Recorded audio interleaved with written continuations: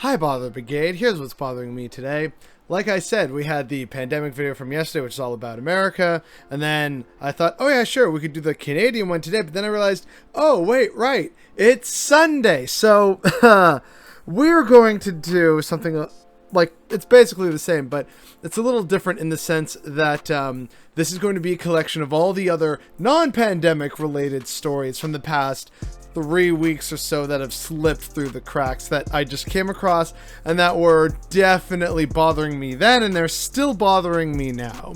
So with that, we're going to start with a unfortunate and grim reminder of the fact that capitalism is a death cult, and there's just no room for sympathy or mourning, and gotta just have the blood of the poor lube up the lovely gears of machinery and industry, right? Welcome to the Sunday Sum Up, everyone. Thank you sincerely for being here.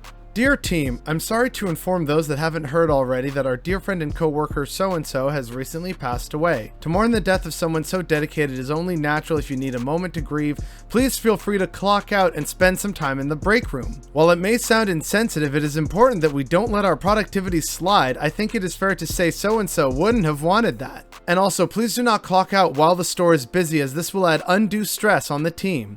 If there are any issues with this, please contact me directly and do not discuss these issues with coworkers, as it may cause undue stress. Discussing this may result in immediate dismissal. And then on the bottom there, it's all bolded. Unable are the loved to die, for love is immortality. Management.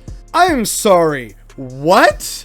Oh, if you need time to grieve, to just go off clock and go to the break room, but not when the store is busy, because, people will be really stressed by that.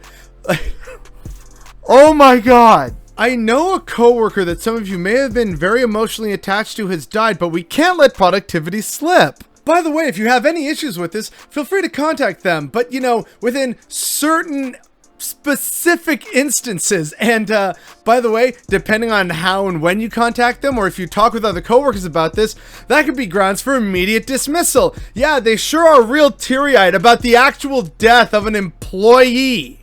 Like, this is one of the most inhumane things I have ever read, and that is saying something.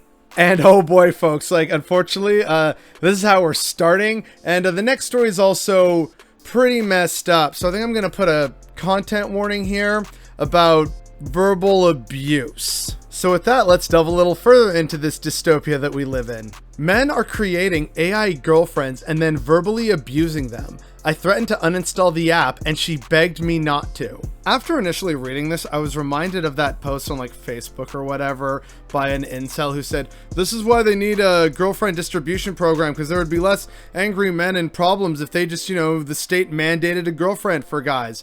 And already we're seeing that would not solve the goddamn problem. I wonder if maybe toxic masculinity has something to do with this. How messed up is your life that you are verbally abusing an AI? Something's wrong with you if you're doing this. But hey, it's a capitalist dystopia, and next thing I know, there's gonna be NFT version girlfriends of this AI crap. I don't know, man. The universe is so weird these days. Which, speaking of, this is just some stuff from January, right? And another thing that people do in January is dry January, where they feel like they've had just a lot more alcohol than usual in December, because it's the holidays, so everyone's drinking spiked eggnog and alcoholic drinks and lots of beer and lots of wine, so champagne on New Year's. So people think, okay, you know what, yeah, the New Year's Eve, that was the last bit, I'm gonna try a dry January. Apparently some people aren't happy about that. Sober truth, dry January isn't virtuous. As bars struggle to move past COVID, it's just selfish. Yeah, being responsible with one's own body and health is real selfish, because won't someone please think of the poor bars, right? It's so clear that someone who loves certain bars and they're friends with the bar owner has clearly written this article. Now, not to, say that businesses aren't struggling and that is a problem. It's not dry January that's to blame. It's the colossal failure and mismanagement of leadership in Western nations that has led to this protracted crisis. This is not the fault of people thinking, after a month of very heavy drinking, I should give my liver a break. They aren't the problem here. Stop missing the forest for the goddamn trees. But hey, come on, it's capitalism. We gotta just market everything these days, right? You gotta have some kind of weird, strange, consumable product for people, right? So whether it's, verbally abusing AI girlfriends, or this new harrowing development. Eat celebrity meat. Bite Labs grows meat from celebrity tissue samples and uses it to make artisanal salami. We've become so focused on if we could, rather than stopping to think, should we do this? That is such a clear example of that. Hey guys, the market's getting kind of stale with certain products. Let's make weird artisanal salami from celebrity tissue samples so that we can try and, make cannibalism cool and trendy and add on to the weird parasocial relationship that some people have with celebrities and public figures. Totally a sane, normal, and rational idea here, right? And speaking of sane, rational ideas, and another unfortunate story where I have to put a content warning about sexual assault, so, yeah, and it is infuriating, but I guess there's a bit of a silver lining to this story. An Illinois judge's decision to reverse the sexual assault conviction of an 18-year-old at his sentencing hearing, saying the 148 days he spent behind bars is enough punishment, has drawn anger and outrage. So, the silver lining there is that this has drawn widespread outrage for those in Illinois that heard about this, but really? So, you know what? No, I know this 18-year-old committed sexual assault, but he's learned his lesson after less than a year. I'm sure, a little bit of jail maybe, helped sort him out, and I hope you're right. But seriously though, what the fuck? What passes for the justice system in America continues to ruthlessly disappoint. And speaking of other news from America and justice and not being served, there's this unfortunate story. A 12-year-old girl died Monday night after being struck by a police car. Weird way to write that a police car struck and killed a 12-year-old. The language we use matters, and that's an example right there of normalizing police violence and brutality. And unfortunately, recently I had heard of several other stories where police had hit pedestrians, and it's like, what's going on with the police now? Is this their new way of okay, well, if we get too much flack for shooting them, what if we just, oh, whoops, accidentally? Well, they were carelessly walking through and I had the sirens going. So whatever if I just ran over a couple people. It's kind of disturbing that this is technically the third story that I've seen in as many weeks about police running over bystanders. Just your regular reminder that all cops are indeed bastards. And who else is a bastard? This guy. Infinite Money Glitch, Part 1. Go on Upwork.com, type in data entry, and you'll see people are getting paid $20 an hour just to type in data. But here's the catch. You don't do any of the work yourself. You go on onlinejobs.ph, type in data entry, and you'll see you can pay people as low as $1.73 an hour because they live in the Philippines and their currency is worth less. Now just sit back, relax, and make passive income. Yeah, dude, let's just, exploit poor labor overseas. That's totally not a problem, and prevents issues with jobs and job security, and basically a form of colonialism and exploitation. And you're just talking about, oh yeah, free money. Cool, dude. This totally isn't a sign that capitalism needs to die. I feel like a lot more TikToks I'm seeing these days are less about, dances and trends and more about just the awful brutality of existence. And, we're not entirely done yet. We still have some stuff to go through because, it's already been that kind of year. But there was this story that stood out to me as being a really weird form of mental gymnastics and also, content warning, anti-Semitism. Utah GOP donor claims he's not anti-Semitic, but only hates central banking secret society Jews. Oh my... I'm sorry, what? He claims he's not anti-Semitic, but he still, very much hates and is opposed to the secret cabal of Jews that secretly run everything. It's so sir, I have some news for you. That's not true. The weird mental gymnastics that have to happen in order for this guy to say, no, Jewish people are fine. I'm just against, the cabal of them that run the highest echelons of media and banking and government, totally not a conspiracy thing and very anti-Semitic, but, no, it's fine. My best friend is Jewish, probably. It's so absurd and ridiculous. And also, harmful, right? This is a old tired trope that has been used to justify harm against the Jewish community, and yet here he is just parroting this line of, oh no, I'm totally not anti-Semitic, and then goes on to say something incredibly anti-Semitic. Like, what? Oh, and speaking of like targeted harassment and violence against minorities and organizers, etc., there was something that I did not see nearly enough talk about, and I found out about it secondhand thanks to the following tweet. I feel like we're not talking enough about how the house of one of the most prominent labor leaders in the country was set on fire this week under circumstances law enforcement are describing as suspicious. Hold up. What? Yeah, turns out that a suspicious fire in San Diego scorches home of former legislator Lorena Gonzalez. She was a local organizer, and seemingly someone tried to send a very potentially deadly message to her. And there's really not much more to say on that other than, like, we are seeing people on the left be attacked through varieties of means, and the government is not doing anything about it to, tamp down on it and respond properly by targeting the people doing this harassment, who tend to be, for the most part, far right-wing radicals. But since a good chunk of them are the voting base for the Republican Party, of course that's why no serious action has been taken. Just another sign America's slipping further and further towards fascism, and Democrats are doing nothing to stop this. Oh, and speaking of violence and capitalism and just how much they hate workers and any sense of like leftist solidarity, there was this interesting thing I saw thanks to Gritty over on Twitter there. So, violence it is then, upon receiving a card from Michaels saying, "You make a difference, we heart our team," and you scratch it off and it says, "You've won an unpaid time off." Wow, so caring. What a great company. I bet the benefits are really good, and they have paid vacation and time off and sick days and really good insurance coverage. And this is just another way that they're showing that they really love, care, and appreciate their team. You've won unpaid time off. Hope you enjoy it because you're not getting paid. And again, in a pandemic, they also probably don't pay nearly enough of a wage to survive. So, yay, you've won unpaid time off and you're probably never going to use it. Haha, capitalism always wins.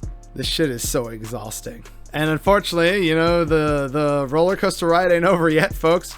Here was a question in someone's homework from Georgia. My friend's kid's school in Georgia sent homework with this question. Write a letter to President Andrew Jackson from the perspective of an American settler. Explain why you think removing the Cherokee will help the United States grow and prosper. Yeah, let's just normalize indigenous genocide. And forced removal, that was fine. Let's try and rationalize the Trail of Tears, because that was totally a fun and cool time. Like, America needs to just stop. So many problems are all tied into each other, and then we also see like media just supporting the worst elements of the capitalist society, such as this piece that I know a lot of people have probably seen by now. The biggest banks on Wall Street are worried that your big pay raise could be bad for the economy. Labor costs are up everywhere, Goldman CEO says, and economists worry sticky pay hikes are part of inflation that could spiral out of control and ruin the economy. So this is a really clear indicator that the people at the top have really just become so, tunnel visioned on the whole idea of line go up and profit, line only go up, otherwise bad, because they've forgotten the part where when you actually pay people wages, it encourages them by having more of that disposable income to spend money, which stimulates the economy. Almost like that's a good thing, you would think, but apparently they don't see it that way. No, our super obscene record profits. You might damage them a little bit. No. If I could play them the world's tiniest microscopic violin, I would. But it just shows how utterly detached from reality these people on Wall Street and bankers and CEOs are. And that should concern all of us. Another thing that should concern all of us is Mr. Build Back a Better Green New Deal kind of like, yeah, we're going to do some stuff and I'm not going to be like Trump, and we're going to put moratoriums on certain things and we need more green energy. So guess what? Breaking new federal data shows the Biden administration approved 3,557 permits for oil and gas drilling on public lands in their first year, outpacing the Trump administration's first year total of 2,658, a 34% increase in drilling permits. Meet the new boss, same as the old boss. In fact, in some ways he's worse, which is like, wow. Like, I knew Biden would be a terrible, like, shit-lib president, but holy fuck, dude. So, you know, a lot of this stuff has been pretty dark and depressing. Let's lighten up the mood a bit. Let's talk about some pets, right? Who doesn't love pets? Seeing double, why Instagram influencers are cloning their dogs and cats. I knew as soon as I read this that I would hate it, and yep, I was right. Pet influencers on Instagram can bring in a sizable income, but what happens when the dog or cat behind the account dies? Oh boy. However, when a pet dies, the owner behind the account is faced with a dilemma. Not only have they lost a pet, but part of their income as well. If someone made a living off of their pet and then suddenly their pet is gone, what do they do? You act like a normal person and you mourn the loss of your pet, and then eventually when you're ready, you adopt or get a new one or foster one? Like, hello?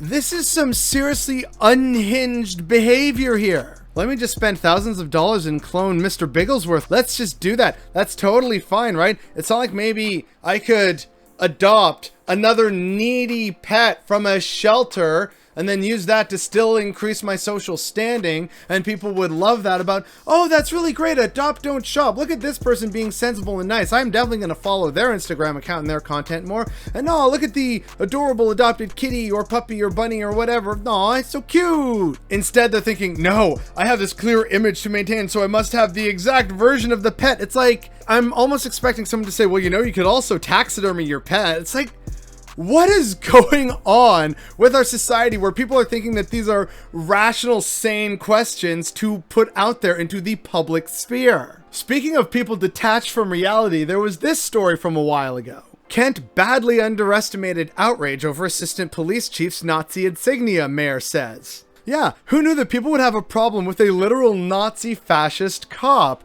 Huh, that's totally not, you know, too on the goddamn nose in 2022. Jesus fucking Christ, people. Which, I mean, I guess this ties back into another story about how all cops are bastards. As they try to scare us into believing that we need more cops, let's remember that LAPD nearly tripled the number of people they killed in 2021 and is the most murderous and corrupt law enforcement unit in the country. But you know, we need more funding for cops. It's not like they've already been getting way too much funding and don't hold themselves accountable, and it's a waste of municipal money that could be better spent actually preventing and deterring crime in other more proven ways or anything. And again, they're just straight up murderous. Like, they've killed more people. Like, this is clearly not a recipe for success. And yet people are still thinking, we need more cops on the street because they're the thin blue line between anarchy and civility. It's so stupid. And then the cherry on top of all these stories from the past few weeks is the following. Shipping company profits jumped 900% to $150 billion last year. It's a Bloomberg article, and it won't let me read it because, I don't know, I guess they want me to subscribe or whatever. Anyway, the gist of it is that they've had a banner couple years because of the pandemic, and so they're basically charging businesses whatever prices they want because they know that they're a very essential part of the global functioning of the neoliberal capitalist hellscape.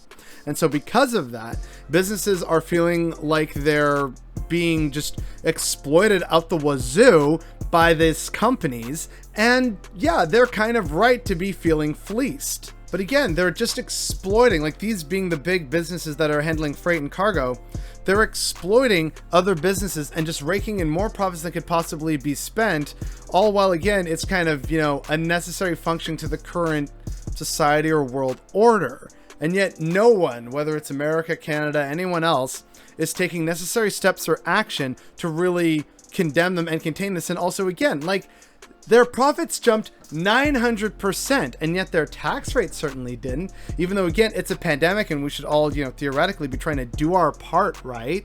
Instead, it's just record profit after record profit, all for, again, a cabal of people who are unhinged and detached from reality. And I think, if anything, that's the theme here this week or several weeks in the making. The people in power, whether it's, you know, big business CEOs, wealthy bankers and stock traders, the people in power who also participate in this system and are friends with these bankers and business CEOs. So, you know, our Justin Trudeau's, our Joe Biden's, like big business, like all these different groups that make up the ruling class, right?